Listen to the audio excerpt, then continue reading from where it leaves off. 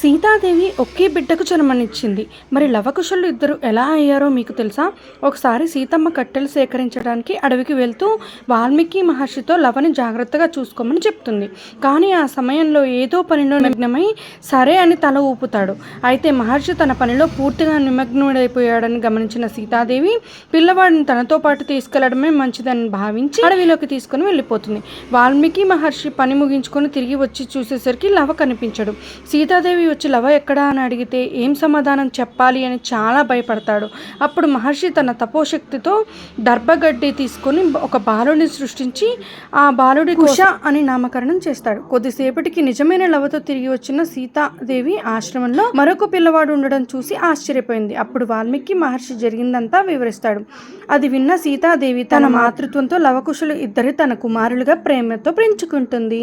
ఈ విషయం మీలో ఎంతమందికి తెలుసు కామెంట్ చేయండి. అలానే ఒక చిన్న లైక్ ఇవ్వండి. అండ్ కొత్తగా ఛానల్ని చూస్తున్న వాళ్ళు సబ్స్క్రైబ్ చేసుకోండి.